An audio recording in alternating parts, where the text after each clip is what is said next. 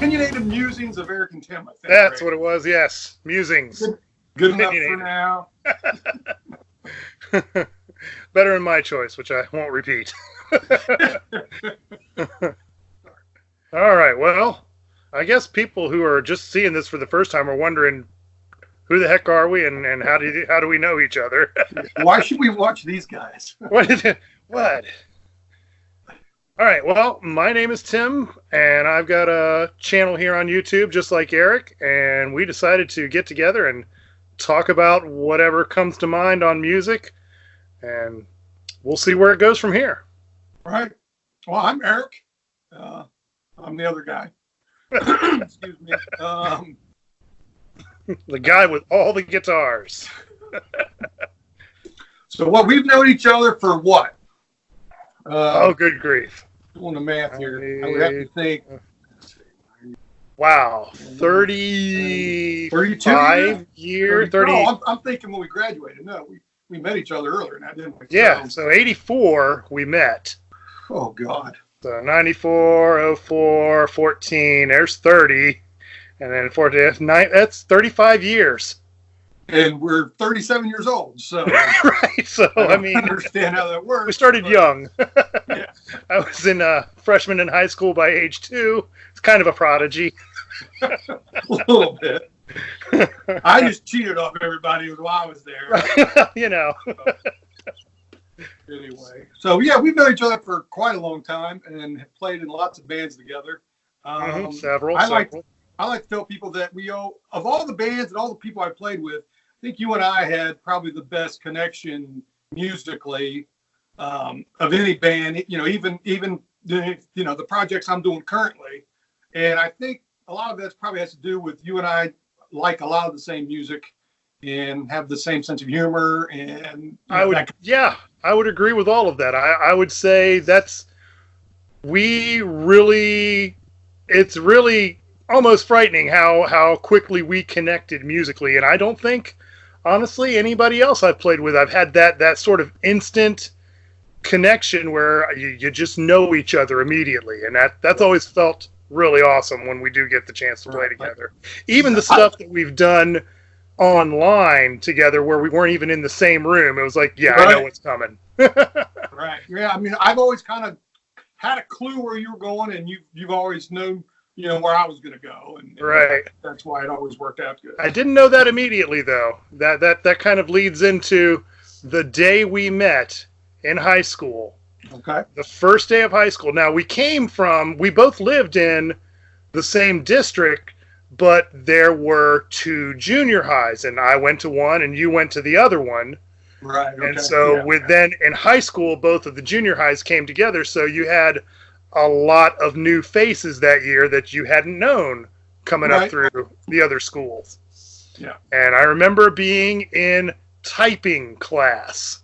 I can't remember the teacher's name, but I remember being in typing class. And I remember that it was on the top floor of the far end of the high school building, like right in the middle of the floor.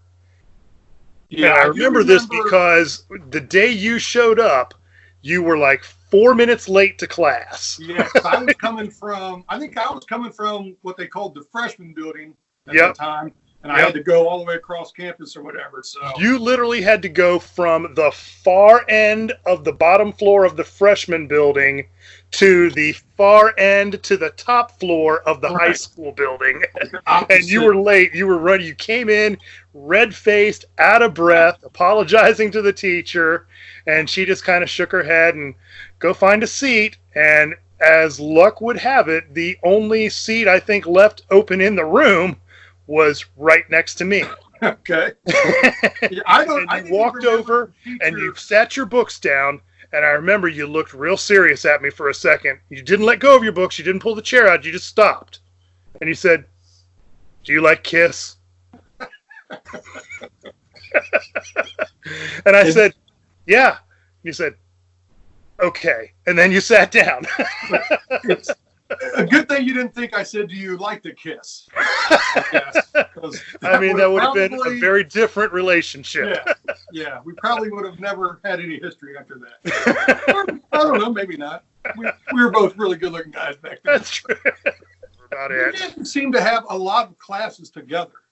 We really didn't. Like. We really didn't. Just a couple here and there. Yeah, and Music I don't theory. remember having many classes with like Paul, either of the Pauls. Of course, Paul Dezay. Now we're talking about guys we were in a band with. I should make that clear. Yeah.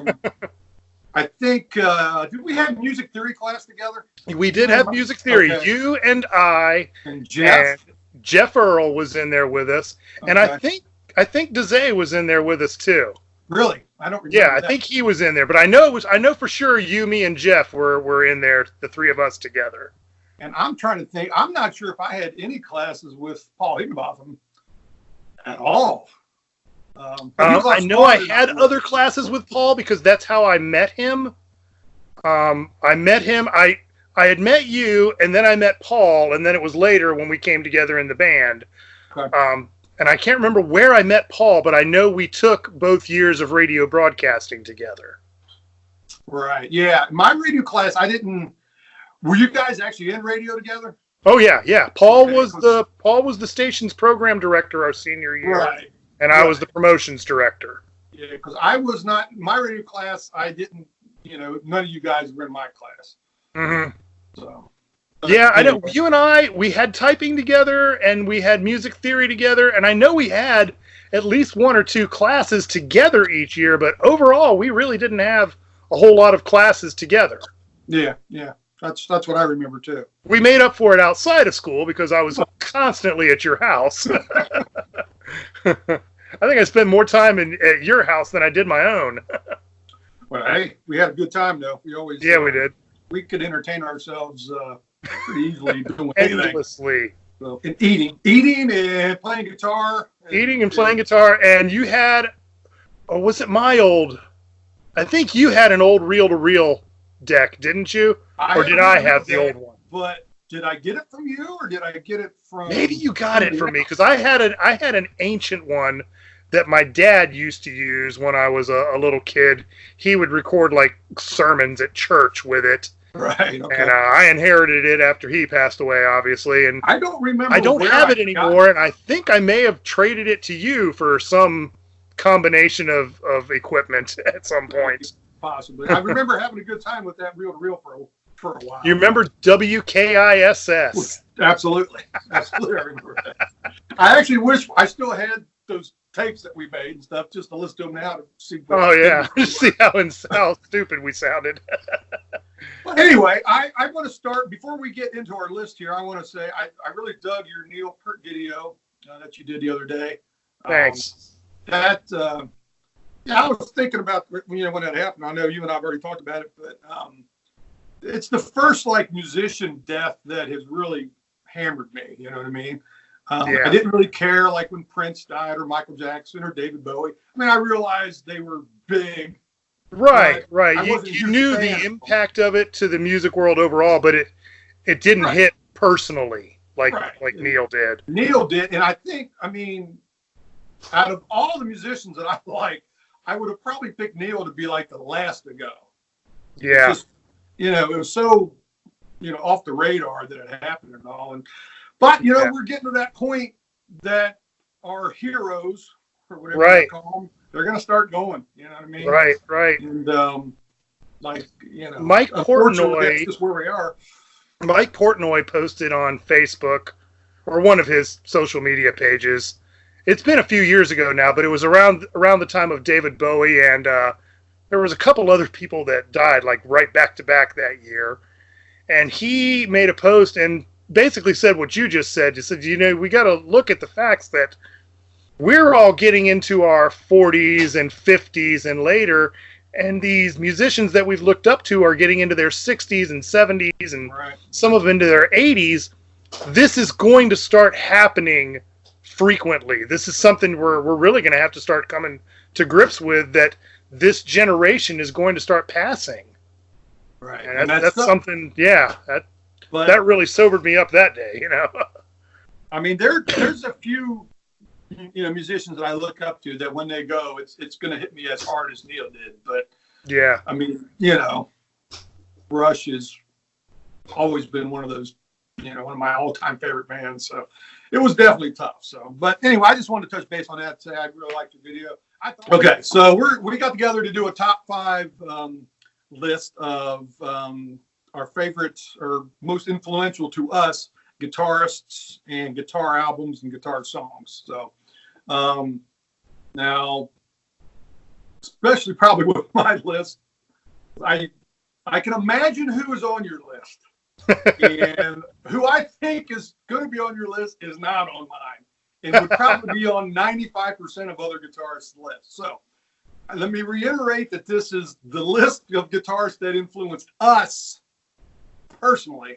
Right. Don't flame us in the comments. That being said, or do. I mean, it might be fun to have a good flame war. Oh, yeah, I would love to hear what people out there who, their top 5. And I would love to see that in the comments. But I don't want to get roasted over some of my picks here. You're going to have picks that I would not have made, and I'm going to have some picks that I think would surprise you. So okay, cool. So let's start. I'll go ahead and start on my top 5 most influential guitarists to me. Okay. So number 5, Mr. Steve Vai. Now I should say, interesting that of the 5 guitarists on my list, I can probably only play like one of them a little bit. Yeah. The majority of these guys are way beyond. Same. But number 5 is Vai. I've liked Vai since I discovered him with probably like everybody, a lot of people, David Lee Roth, when he left Van Halen and got. Yeah. I don't think I knew who Vai was before that. Although, did the movie Crossroads come out before that? I think it did, right? I think it did. Yeah, I think that was before that. I'd have to look it up, but I think that was before he did the DLR band. Right. So I remember thinking, well, that guy's cool, but I'm sure I didn't know who it was. In the movie, Yeah. And then, when Roth left Van Halen, was there really a better pick for him to get a guitar? You're leaving a band with Eddie Van Halen in it. Right. Who are you going to have another guitar player in your band, in your new band? right. Really, could he have made a better pick, you think? Anybody else he would have picked would have just been crucified immediately. Right. I think Vai's probably the only guy that could have filled that slot. They said, well, David Lee Roth's getting his own band. Oh, man, I wonder if it's going to be as good as Van Halen. Who are you going to get to fill those shoes? Yeah, and to his credit, as crazy as Dave is, he put together one heck of a band. Yeah, say what you want about Dave and his mental state, but he knows what he's doing when he puts together an act.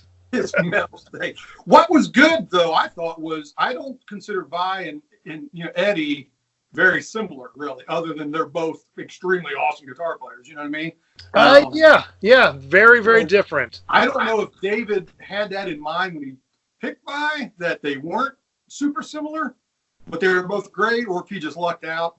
I don't know. Number 4 on my list is Joe Satriani, who I've really always liked Joe since the Surfing with the Alien album came out. Very melodic.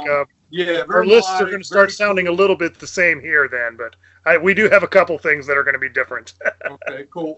Joe, everybody knows, gave lessons to Vai, and I think Kirk Hammett and some of the other guys that were coming up at that time. A guy in Primus whose name I can't think of. Larry Lalonde? Yeah. That sound right? So, another guy that I can't play anything like that, but I draw massive inspiration from, whenever I listen to one of his albums or something like that, I want to go play guitar. I will say this about Satch and you. Say what you want about not being able to play like Satch. Every time I listen to one of your instrumentals, I can very obviously hear your thought process of how would Satch do this song? What would he put here?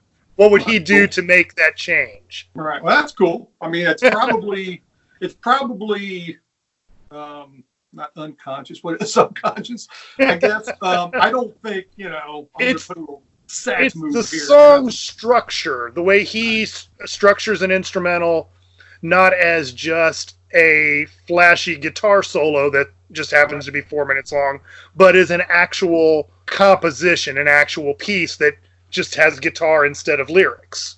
Right. Okay. Well, that's cool. I'll take that for sure.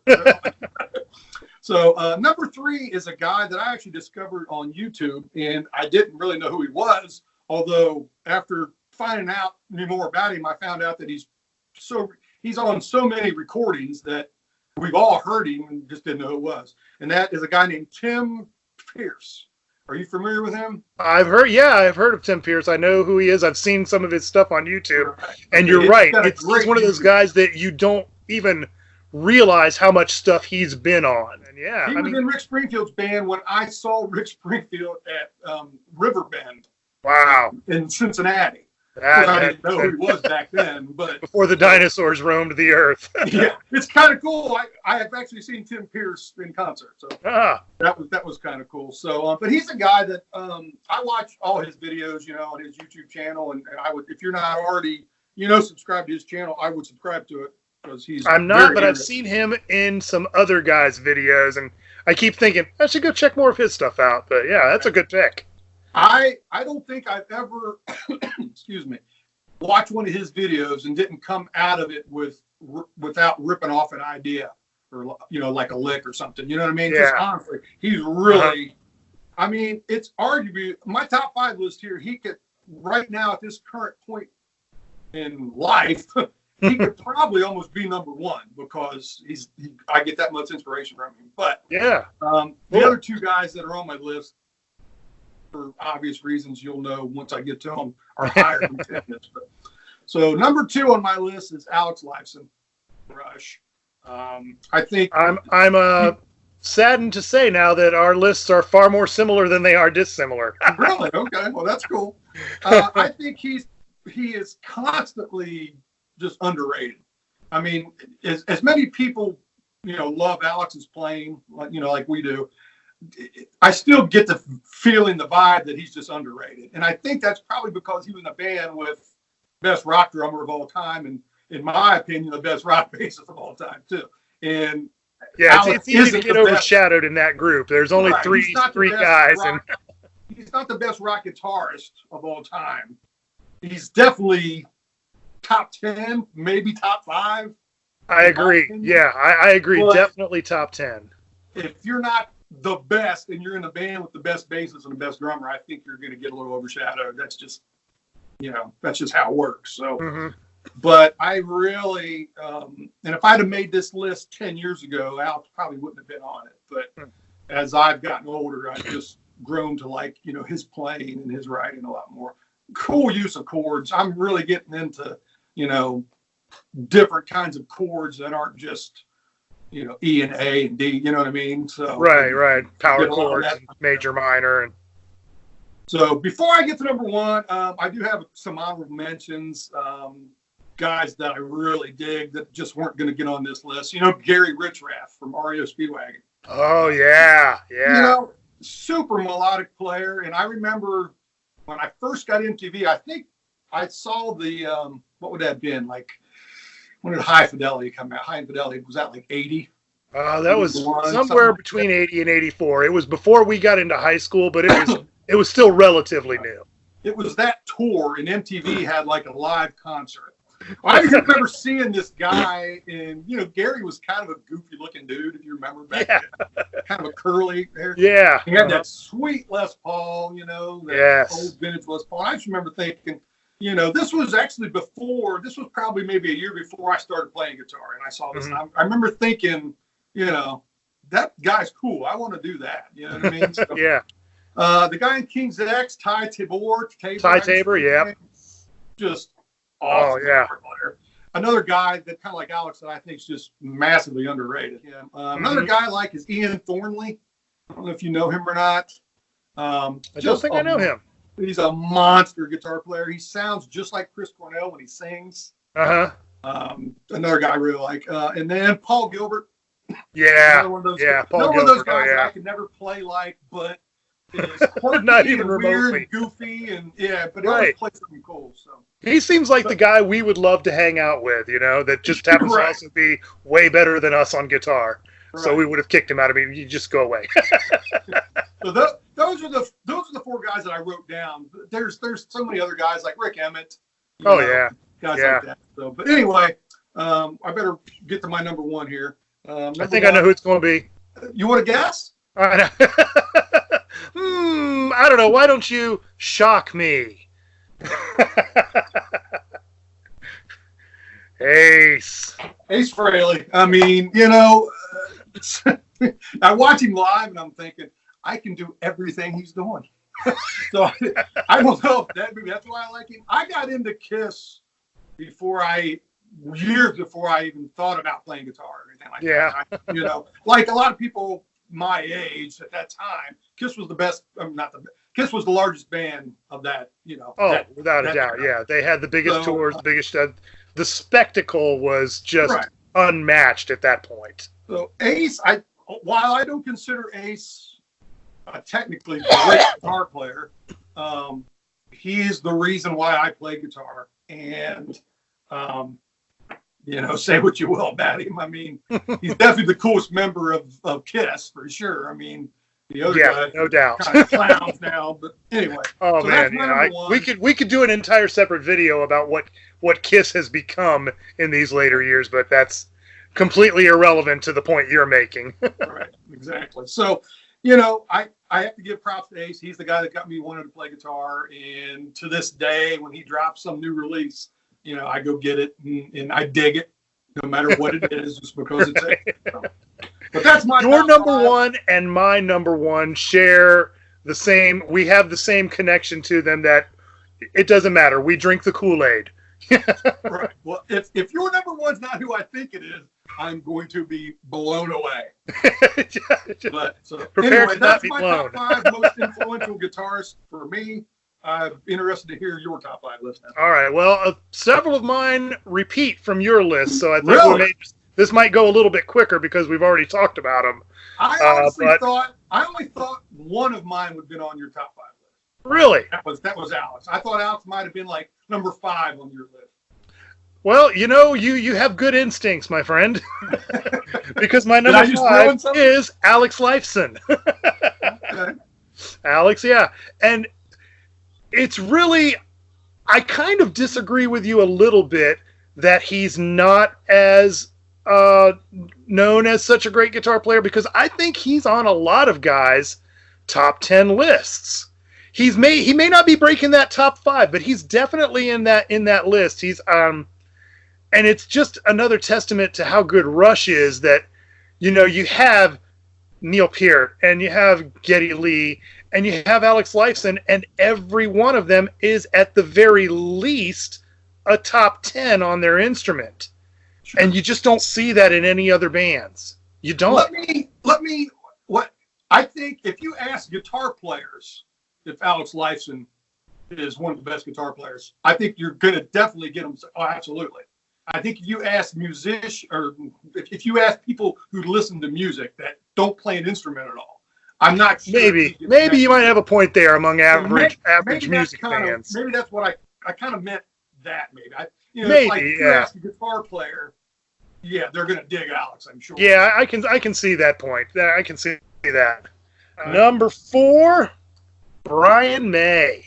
Okay, Brian May kind of has a little resurgence as of late with the movie and with the movie and all, which I still haven't seen, by the way. You have not seen Bohemian Rhapsody? I have not seen Bohemian Rhapsody. It's one of those movies we keep meaning to sit down and watch and then not getting to. It's actually I went in, I'm a big Queen fan, and I went into it thinking, what are they going to do here? And I was actually pleasantly surprised that they did a really good job, I think. So. Yeah. Well, and I know Brian was very involved in the making of the movie, so it had to have that authenticity to it, I'm sure. Sure, yeah. Yeah, but I'm not as huge of a Queen fan as I think you and probably some other people are. I love Queen, don't get me wrong. But Brian May is just one of those guys. When I think about influence, I've always tried to find something that was identifiable as me and identifiable that didn't sound like a lot of other people. That was something I've always tried really hard to do. And when I think about guys that have really gone to that next level on defining their own sound, what do you need to know that it's Brian May playing guitar? Like what, 2 notes? Yeah, I was just going to say, when you hear Brian play, you know who it is. All right, number 3. Here's where we start repeating stuff. Mine is Satriani. Wow, okay. And it's for that same reason that I talked about with your songs. It's that lyrical structure to everything he has, that melodic sense that he has, and that songwriting-oriented feel that he has. He's got the chops. He's got, he can do all the fancy tapping tricks and make all the screamy noises that everybody loves, but he really has so much more depth to what he plays than just all of the flash. Right. And I've always loved that. Right. It's interesting you say that, because maybe that's what you're hearing when you said about my stuff. I come from the background. We used to write songs when we were in bands. Yes. Verse, chorus, bridge, all that stuff. And even now, when I write instrumental, the vast majority of them, I still go into it with like a song mentality. You know what I'm saying? So, and Joe does do that. So, I kind of get what you're saying about that. Yeah. All right. Number 2, Steve Vai. Wow. Okay. And like I said, there's more overlap than I realized we were going to have. I almost wonder if we shouldn't have gone over this beforehand and then said, okay, now you got to pick somebody else. It's like I said when we started this video. You and I have always kind of dug the same really is. stuff. And how long has it been since we were actually in the same room together? 15 years? The last time we were actually probably physically in the same room was probably when you lived in Oxford, right? Which would have been 98. Wow. Yeah. Wow. Well, I mean, we still communicate. Well, yeah. We've kept in touch, but we live on opposite ends of the state now and have completely different lives. But I think it is. We still have that very instantaneous musical connection. We think very similarly on these things. 2 guys sharing the same brain. That's right. Might explain why we're both half idiot. I'm only using half my brain. I got to share it with this other guy. Give me a break. You got to cut me some slack, boss. Okay, my honorable mentions. Got to mention Hendrix as an influence. I mean, he's not a guy that I listen to a ton, but man, when I do, there's always some little nugget of something I can take away from it. He's a guy that I never, was a Hendrix fan growing up, as a guitar player. I got introduced to Hendrix and started liking his stuff so late, because of SRV, John Mayer, guys like that, whose playing I liked. And then I thought, well, maybe I better check some of this Hendrix stuff out. And I actually do like a lot of Hendrix stuff now that I didn't like, when I was, 13, 14 years old. So, yeah. I just remember, junior high, high school, Hendrix always kind of had that image of, among the people I knew, of being like the stoner rock. Sure. And I just wasn't a stoner. So I didn't really listen to it, like you, Paul Gilbert. I mean, just a nuts guy, but who also still has a great melodic sense. Sure. And that's something that's always really appealed to me. And then my other honorable mention, Brad Gillis. You know what? We're doing some Night Ranger stuff now. So I've really recently gotten back into Jeff Watson and Brad Gillis, and both those guys are monster players. Yeah, a lot, even better than you realize when you're listening to them. Oh, yeah, I've never really tried to play a lot of Brad Gillis stuff, but I remember some of the hardest stuff I've ever had to learn. Oh, that's what I was just going to say. The guy that I was in band before you and I got together in a band, I was in a band with one of my other buddies named Dave, and he started learning the lead to Don't Tell Me You Love Me. And he was like, my hand isn't big enough to play this. I can't do it. I can't. Me off about Brad Gillis. This one pull off I can't do. It's not even possible. About Brad Gillis is I just watched some concert they did. It was just a couple years ago. He still looks like he's 30. I'm like, screw you, man. This ain't fair. He bathes in the blood of his enemies. That's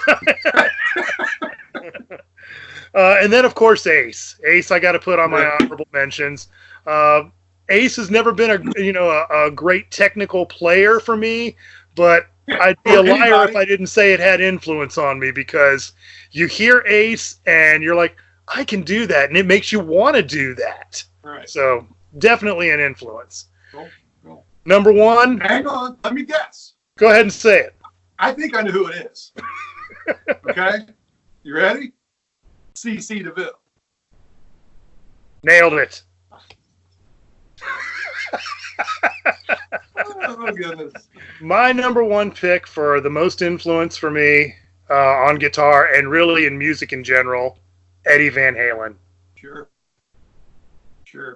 And right, just click stop. I will say, I'm not too thrilled that I'm hearing rumors, reports here and there that his health's not that great. Yeah, I know.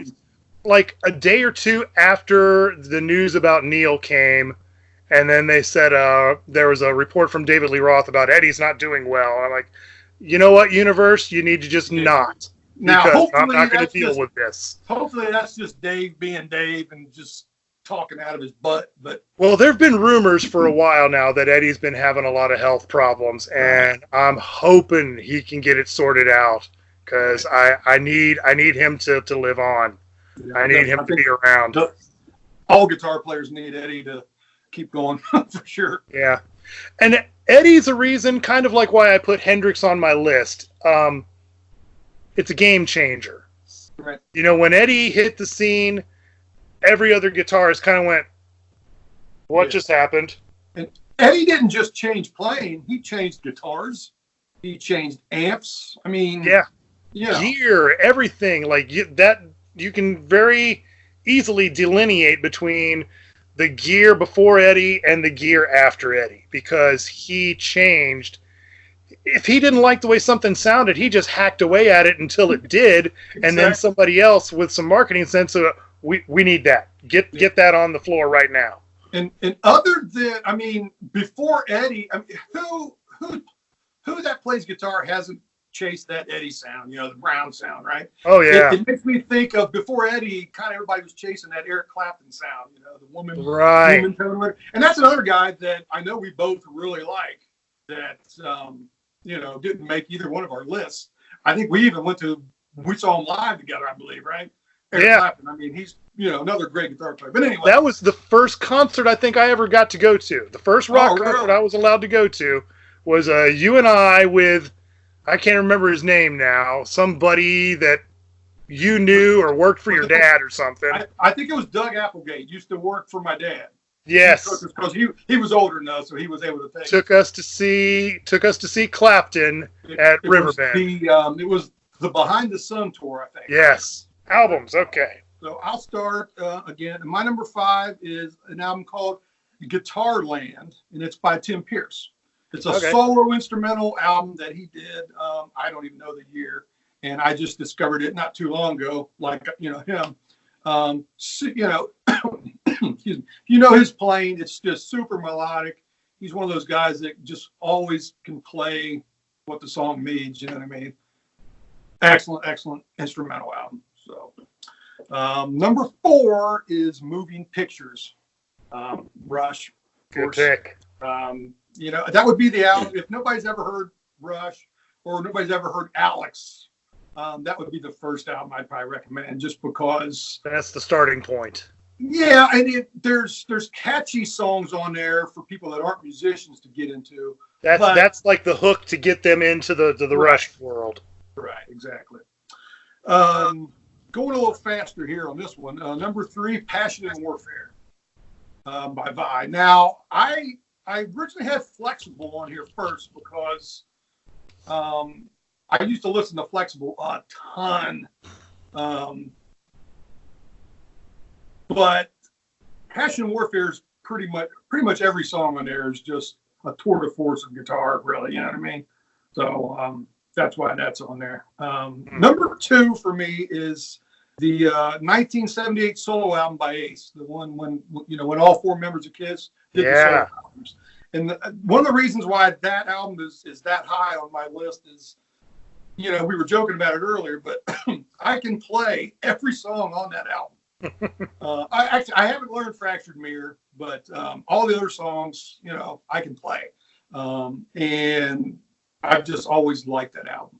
So now I've only got one honorable mention that I really thought about this. You remember the drummer that was in the Day-to-Day Roth band, Greg, this and that? Yeah. Killer drummer, right? Well, yeah. In 1998, he did an instrumental album where it was just him, and then he just got, you know, like a who's who of, you know, guitarists to play on them. Like Vi's on a track, Steve Lukather's on a track, Paul Gilbert's on a track, you know, guys like that. And it's just and his brother Matt is actually playing the bass on it. And his brother Matt's really awesome too. Yeah, I didn't realize back then how great Matt Bissonette was on bass, but he's great. So, but and of course, you know, Greg is a killer drummer. Back when I used to play drums, he was like always in my like top 3 guys, and not so much from the stuff he did in Roth, because that was kind of just mainstream rock stuff. But if you watch him play with the other stuff that he did, what a killer drummer! Take number one. You want to take a guess what my number one album? Yeah. This one was such a tough category for me. I'm actually not even going to harbor a guess because I'm not even going to be in the same realm probably. Surfing with the Alien. Surfing with the Alien. Okay, yeah. Just, you know, like you were saying before, super melodic. Kills it when he needs to kill it, but plays, you know, nice and easy when he has to. Just I don't even think I'd call it nice and easy. He plays what's required for the song. Right. Yeah. Well, yeah, easy is probably not the right word because very little that Joe does can be considered easy. But, you know, like, yeah, what you're saying, he plays the right thing for, you know, that point in the song. So, right. That's my top 5 albums. All right. Well, my top 5, really not a whole lot of couple overlaps there. I think you can probably guess which ones, given what overlapped on the Guitarists list. Right. But my top 5 albums, number 5, lower than you would have expected, given my number 1 guitarist, but I got to go with Van Halen 1. Okay. I mean, when you want to talk about your window into that group, like you did with Rush, sure. Van Halen 1. That's every song on that album is just the blueprint for everything that Eddie does. Right. And it was a game-changing album. And even though it wasn't actually the first Van Halen album that I listened to, because I didn't get into Van Halen until just before 84 came out. Oh, okay. Yeah, just before that. Was hearing Jump for the first time, I think, was my introduction to Van Halen. I think, because Jump was released a month or 2 before the album was released. Right. So I heard Jump, and then we got 84, and then I went back and started listening to the previous stuff. And Van Halen 1, it's, you know, that's just where Eddie comes from. And so that's definitely a big album for me. Now, I honestly, on my album list, I went back and forth on putting a Van Halen album on here, and the main reason that I didn't is I just couldn't decide. I mean, Van Halen 1 through like Diver Down. I could have put any of those albums on here because they're all that good. The guitar playing is that good. Mm-hmm. Van Halen 2, you know, Fair Warning, Women and Children First, like I said, Diver Down. You know, I could have put any of those on here, and to be honest with you, in my initial list, I did have a couple of those here, and I take it out, and I just got to the point where I was like, you know, these 5 albums on my list, I would put before those for me personally. But you know, is there any argument that basically the first Van Halen album through OU 812? I mean, any of those albums, right? Yeah, pretty much. I mean, I kind of felt like I was wrong by not putting Van Halen because, you know, do I have Van Halen in anything here? Well, you also knew we were going to be doing this video with me, and you're like, yeah, Tim's going to have the Van Halen covered. Right. Number 4 for me is Lean Into It by Mr. Big. Wow. Ooh. I mean, if you want to just talk straight guitar playing. Yeah. Daddy, brother, love little boy. Lean into Come on. it. Green Tinted 60s Mind Yes. and To Be With You, right? Yep.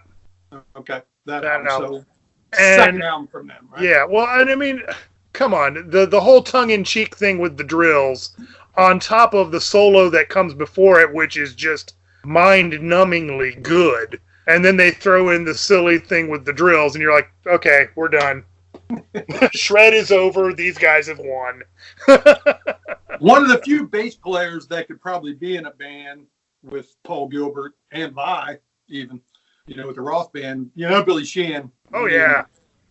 Killer bass player there. He's the Eddie of bass for me. Right. Yeah. Number 3, Images and Words by Dream Theater.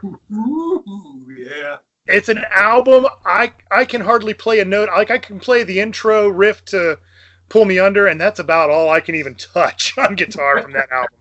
But if we're just talking about sheer great guitar playing.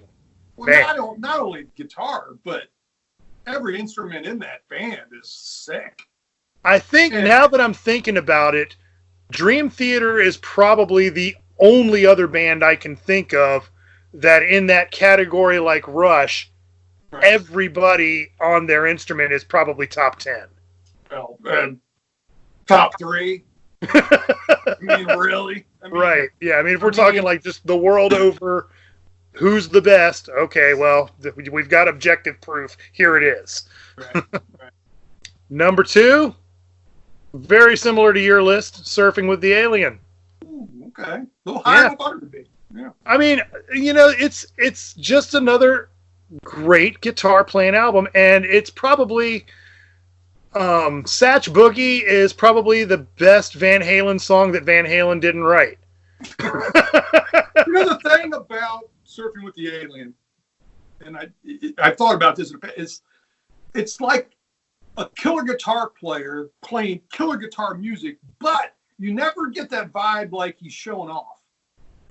That makes sense? Yeah, I think there are some places where he's definitely showing off, but the whole album is really more about the songs to me, and that's what I think you don't get kind of holds it down from him like he's going, check this out. He's just playing. Right.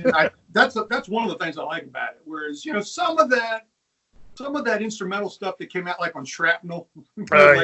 Yeah. Right. In that area, the writing wasn't that great. Guitar playing was killer. Yeah. But the song sucked, and you know what I mean. And well, they kind of they fell into this trap in that era and around like the whole Shrapnel Records time of you had Vi and Satriani and one or two other guys that releases these killer instrumental albums. And then they look around and go, what do we got? And there were a bunch of great guitar players, and they're like, get in the studio and shred. You get in there right now and you shred, and we're putting it out. Right. And, they kind of took the formula, but they didn't really get the recipe right to get the right flavor. Right. And that's probably why I've never been a huge Yngwie fan, is because Yngwie is a killer guitar player. Nobody can argue that. I'm exactly with you. He's only got a handful, maybe not even a handful, of really, really well-written songs, in my opinion. So. I agree with you. And it's funny, I was thinking about, who have been the game changers in guitar. You have Hendrix back in the 60s, and then you had Eddie in the early, mid-80s as the big game changers of guitar. And I was trying to think of who has really done that since Eddie, and I wasn't coming up with anybody. I thought about Yngwie because he really started that whole neoclassical movement, of which there are just thousands and thousands of copycats now. Right. But there was never that mainstream crossover that Eddie or Jimmy had. And so that's why I was like, I'm still trying to find somebody that's that influential post Eddie. The way music is nowadays, I don't think there's not going to be another Eddie Van Halen. You know what I mean? There's not going to be another huge game changer. I mean, it's arguable that a recent game changer you could say was John Mayer. And I almost choked saying that because I don't like 99% of John Mayer's music, really. But he's a killer guitar player. But yeah. I think his problem is he knows he's a killer guitar player. He you know, Joe Bonamassa kind of the same way. Yeah, that was another guy I was going to mention. Yeah, but is he game changer? Right. I don't think so. Right. He's so. really, really good. Yeah. But has he made other guitar players going, we gotta start all over? Nobody's saying, what's Joe doing there? You know, what is that? I've never heard. Right. He's playing blues licks. He's really good at it. Yeah. No doubt.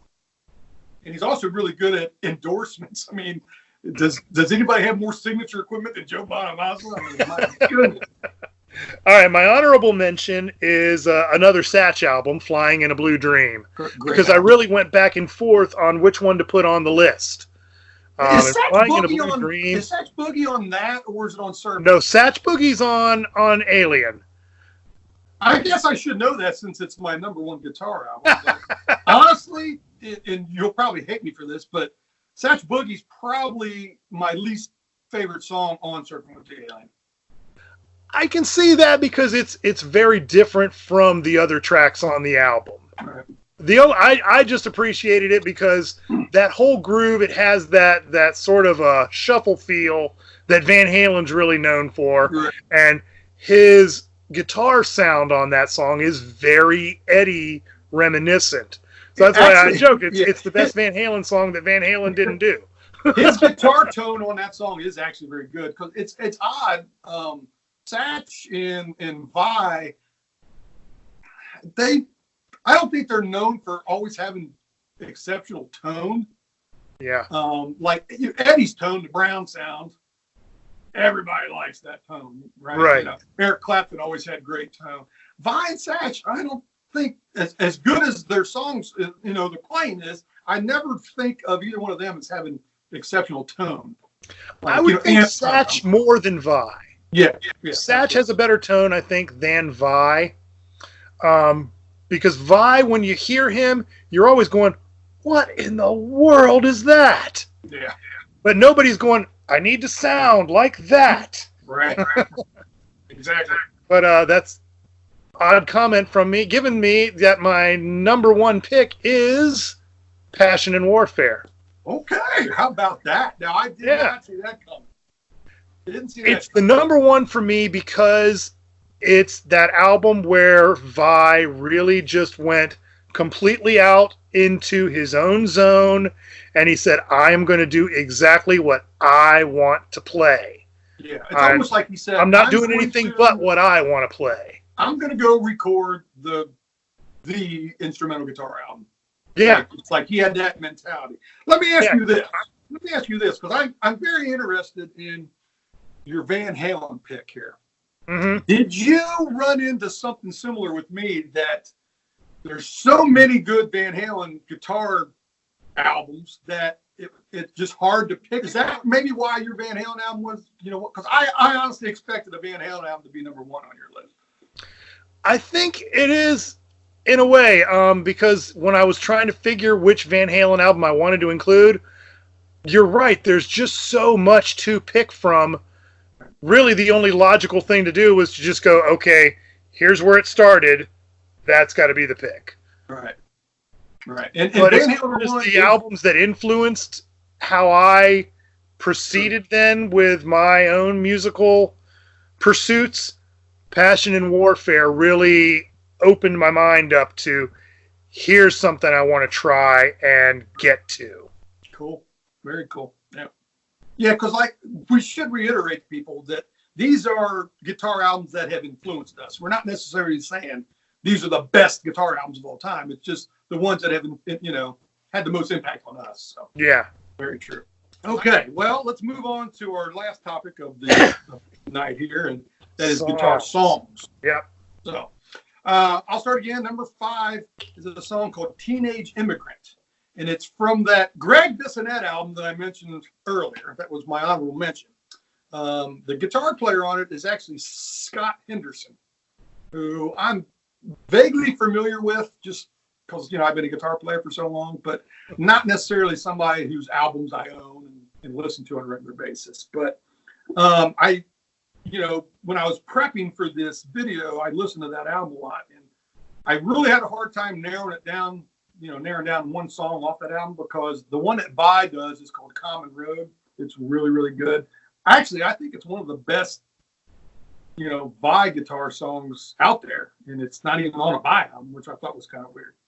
But Teenage Immigrant got killer guitar player. It's got killer bass by, Greg's brother Matt, and obviously got killer drums. So that is number 5. Number 4 on my song list is Steve Vai, For the Love of God. Epic guitar instrumental song. I think anybody that is our age vaguely knows that song, I would think. And, whether they realize it or not. Yeah. Right. Mm-hmm. And it's probably, when Passion Warfare came out, it wasn't my favorite song on that album. But as time has gone on, it's become my favorite song on that album. Number 3, Always With Me, Always With You, from Joe Satriani. I mean, is it the most melodic guitar instrumental of all time? It very well might be. And you just reminded me that I have a glaring omission on my list right now. Sorry. Number 2, and I'll preface it by saying it might be my favorite guitar solo in a vocal song. I mean, I'm trying to think if there's anything. And when I say vocal song, I'm talking, like a rock band song with a lead in it, right? Right. And the guitar player is not on my list, and he's probably not. I don't even know if he'd be in my top 10. Although in the last few years, I've really gotten into him a little more. Anyway, the song is "Any Way You Want It" by Journey. Absolutely, just a monster solo in that song. Do you still remember playing that in our old band with Dayton and Paul? This much. I only remember it because you and I both did one each of the leads. And I remember I did that outro solo, and that was like one of my most proud moments as a guitar player, was being able to play that outro solo note for note. And I was like, yeah, maybe I'm actually good. Now, let me ask you this. Was any single note that I played in my section from the song? I doubt it. I would have to find the tape and go back to listen, because when we started playing that song, that solo was so hard for me because I was never a great technical lead player, and I had to tune everything else. Plus, I was singing in the band at that time, and I'm trying to sing Steve Perry, right? So my voice is 3 octaves lower than him. I had to tune out everything else. I listened to Dayton a little bit just to know where the tempo was, and then I was like, I have to sing, and I've got to play this lead, and I don't know what anybody else is doing, but I'm hoping we're together. Honestly, Journey's kind of like Rush. Nobody that's in a band wants to do a Rush song because they're like, well, I can't. Journey's gonna. I feel bad for anybody. I've only got 10. Yeah, I feel bad for anybody that has to sing Steve Perry, for goodness sakes. But I actually don't really have any honorable mentions on guitar songs. We could talk guitar songs till March. Yeah. It's just they're that good. So my number 1. Do you want to take a stab at what it might be? I'm gonna guess it's something by Ace. You're very familiar with the song. I'm going to guess it's something by Ace. It is. If I'm very familiar with it, I'm going to have to say it's Rip It Out. It's Rip It Out. Rip It Out. To this day, if that comes on like Sirius radio, if I'm listening to, the satellite radio that comes on, I'm just happy. It takes me back to a time. Well, not only it takes me back to being a kid and being a Kiss fan when I was a little kid. Yeah. But it takes me back to our early days in the band. Was that the first song we ever did? It was definitely one of the first songs, if not the first song. Right? No, it was not the first song we ever did, because when I joined that band, I didn't know how to play guitar yet. And so that makes sense. I only played keyboards then. And you gave me an extra guitar that you had laying around. Okay. And the first one we played was Living After Midnight because it was a simpler riff that you guys could teach me. And then I think Rip It Out came not too long after that. That makes sense, yeah. Yeah. Okay. Well, it just, like I said, it takes me back to that time, and it's just, it's Ace, and it's just, it'll always be, the other songs may come and go, but honestly, Rip It Out is always going to be my favorite guitar song. Just always will be. I was wondering, I thought your list for this video was either going to be extremely similar to your songs that made you video that you did recently. It was either going to be very similar to that, or it was going to be nothing like that, and it's just going to be, virtuoso guitar stuff. I don't think there's a song on my songs list here that was in my songs that make me video. Very cool. Okay. Yeah, so this is a very different category for me. Okay. All right, so number 5, Rush, Big Money. I'm not familiar with which is odd because it's such a keyboard-heavy song, but it's for one moment.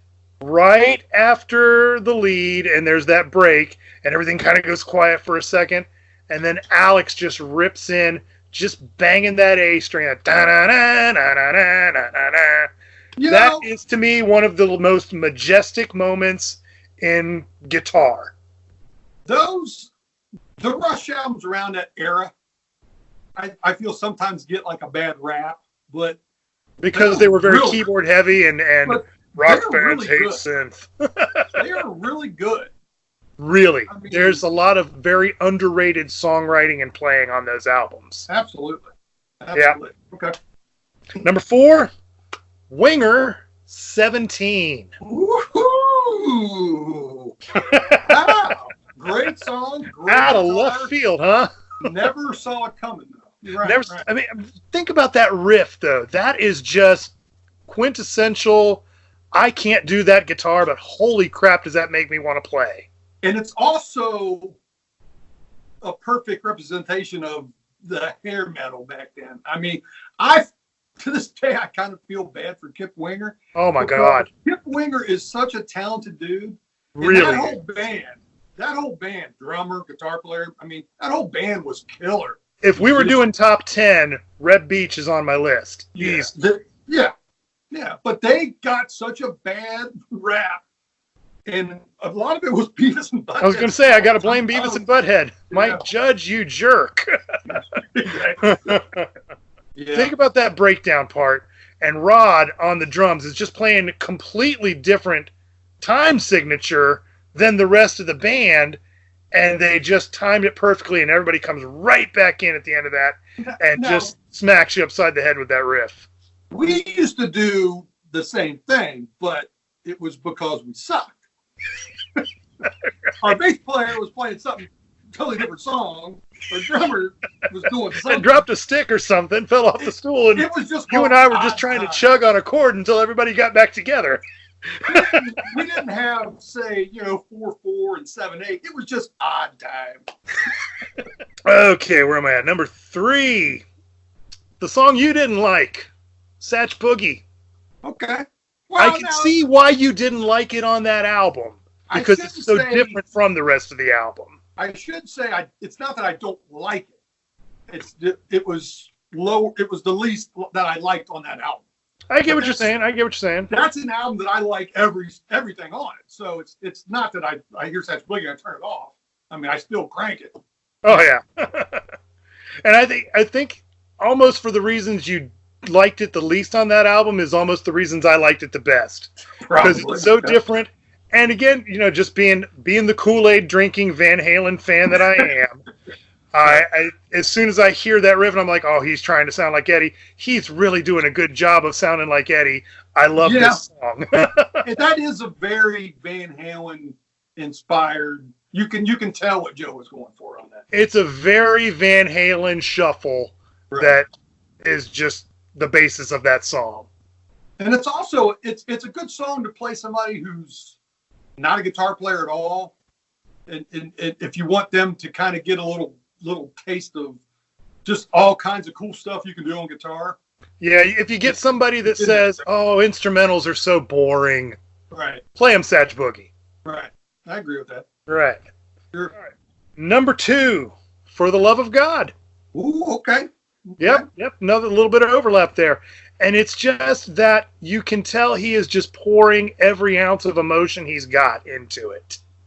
You know, you almost have to see him play that live, either live or, on a video to really see how much he puts into that. And I think that's when you finally get, because like I was saying, that originally wasn't my favorite song on an album, but then seeing him play it live and stuff like that, you go, man, he is just killing it on that song. Yeah, he's just pouring his entire soul into it. Exactly. Right. And I almost went with The Audience is Listening off of that album in place of For the Love of God, because if you want to talk just straight guitar playing, oh my God, For the Audience is Listening. On that same album, I believe it is, what's it called? I Would Love To. Oh yeah. Love that song. But actually, you know what? His little EP, Alien Love Secrets. Do you know that one? I think I heard that one. I can't remember now. I'd have to hear something off it to remember if I heard it or not. It's got a song called Die to Live. It's got a song called Die to Live on it. That is, it's not quite the epic guitar thing that For the Love of God is, but it's another one of those, ballady instrumentals, killer guitar playing and stuff like that. Yeah. So that was kind of fighting For Love of God to be on my list, but obviously For Love of God won out. So yeah, I mean, as much as I like to call myself a metalhead and I'm a hard rocker and hard dude, I am a sucker for a good melodic ballad guitar song, because as soon as you get that melody in there, I'm like, oh, I need to learn how to do that. Right. And you can argue that it's harder to play a good ballad than it is to play a good rocking song. In a lot of ways, yeah. I mean, there's a lot of heavier stuff that I just can't do. But yeah, the melodic stuff takes as much, if not more, effort in places if you're going to do it right. Right. You got any honorable mentions on your list or not? Really not a whole lot. I didn't put any Dream Theater on the list, although I was kind of going back and forth between Pull Me Under or Take the Time. Really? Okay. Because, I mean, again, if we're just talking great guitar playing that inspired me, whether I actually sound like it or not, or can emulate even a note of it, I would listen to those songs and I would try to take something from it that I would do in my own material. Right. And I always loved the intro to Take the Time, trying to just count along with the bass when the rest of the band comes in playing that completely different rhythm, and just getting until they finally dun, da, da, da, dun, da, da, da, dun, when the groove really kicks in together. And that always was one of those things like, oh, it's almost like a game to me. Can I count that bass line while Mike Portnoy's playing that other rhythm? I need to break Images and Words out. It's been a minute since I've listened to that album, and very easily I can say that's the best Dream Theater album. At least I think it is. My number one almost isn't even a song, but it is an individual track on the album, so I'm calling it a song. Give me a hint. Give you a hint? Yeah. Well, it's my band. Okay. And it's just a solo. Oh, okay. Well, I don't want to ruin it, but I think I probably know what it is. Van Halen, Eruption. Right. Okay. If you want to talk about just changing the game of rock, there it happened in that minute and 42 seconds. You're kind of cheating a little bit there. Because it is just guitar, and it's, like you said, I'm sure there were guitar players doing hammer-ons before Eddie. And Eddie has been on record many times saying, I did not invent hammer-ons and tapping. Yeah, he talked about the other guys that he watched. He talked about watching Jimmy Page and getting the idea from seeing some stuff that he did. And there's been videos of other guys long before then doing the tapping thing. But Eddie just kind of managed to make it something that was its own melodic tool. All that being said, Eddie invented it. I mean, basically, for all intents and purposes, he invented it. He's the one that made all other guitar players want to do it. He refined it to the point that it made sense. Right. I mean, you don't have Vito Bratta, who was another guitar player that could have been on my list, you know, from Point Line. You don't have a Vito Bratta if you don't have Eddie, right? And I almost feel that way. That's why in a lot of places Satch and Vi did not rate a little bit higher on my list, because you don't get to them without going through Eddie. And I think they've even said that in interviews themselves. Yeah. So, I mean, and like I said, I'm the Kool-Aid drinking Van Halen fan. If Van Halen does it, I'm on board. I don't care if it's Dave or Sammy or Gary or some guy that they found in an alley somewhere. As long as Eddie's playing guitar, I'm good. Right. I'm with you. Like I said, I mean, you know, and you and I have always had this, that you've always been the Eddie guy, and I've always kind of not been the Eddie guy. And, you know, we just kind of accepted that right from the get-go. But the thing we've always overlapped on, and I think our lists show this too, is the melodic sense. If that melodic sense isn't there, neither one of us really cares about it. Right. Absolutely. It's why I think neither one of us really cares as much for Malmsteen. Yeah, I would totally agree with that. I mean, you can't say that Yngwie's not a great guitar player, because I can't do anything that he can do. But I don't lose sleep at that, because I don't really want to do anything that he does, because I just don't enjoy it that much. Right. Like, yeah, that's exactly it. And that's where I think you and I have always managed to come together so much when we are playing together, is we have that same sort of melodic sense. And so that meshes very well together. Right. Absolutely agree. Absolutely. Well, this was fun. I don't know if anybody other than two of us will enjoy it. But I got a couple dummy accounts. We might get it up to 5 views. Log it into somebody else. I know we've talked you know, offline or whatever about some other lists that we want to do. I actually would like to do one that I was thinking of. I think when we were talking about CC DeVille, it got me thinking. I'd like to do a list of like hair metal stuff, because I mean, you know, that whole genre takes a hit a lot, but it really does, and it's because of guys like CC. Yeah, but I mean, I honestly think it's my favorite era of music. That whole, what would you say it was, 87 to 89, 90? A little bit before that. I'd probably say 80, 84, 85 to about 89, maybe 91.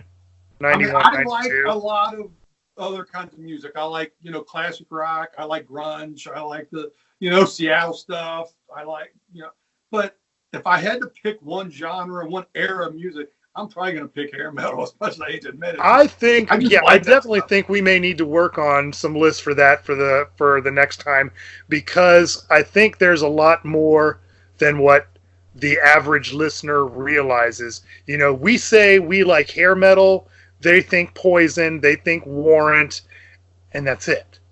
And there was so much more going on. That being said, there's a lot of Warrant songs that I dig. There's a lot of Poison songs that I dig. But there's even some bands like, I mean, I'm going to get roasted in the comments for this, but bands like Pretty Boy Floyd and Tiger Tails, which I don't know if you're familiar with either one of those. I remember Pretty Boy Floyd. I don't remember Tiger Tails. You'll be a diabetic if you listen to the entire Pretty Boy Floyd album. It is so syrupy, just gooey hair metal. That whole, you know, the high falsetto singing and stuff. It's just, but I dig that stuff. But yeah, I agree. Like you said, there was other stuff that was in that genre that very unfairly gets lumped in with it, just because they poofed their hair up. But I mean, there were so many killer guitar players that were in the hair metal scene. Warren DeMartini, best ever. I mean, Warren. You know, so anyway, yeah, I definitely would like to touch on some of those. I know we were thinking about doing some Van Halen stuff. some lists and stuff like that. So, but yeah, I look forward to that. So, as our schedules allow, we will do this again in the future. All right. Yeah. Hope everybody enjoyed watching two guys rambling at each other for an hour. or hour plus, I think. I don't know where we're at. But I would love to hear some comments about, why we're crazy picking what we picked, or why I suck because I didn't pick Eddie and whatnot. But I'd like to hear some other guys out there, like what their top 5 lists would be. So yeah, sound off, people. Definitely. Let us know. Well, guys, thanks for watching this video. And me and Tim will see you in the near future. Good night, everybody.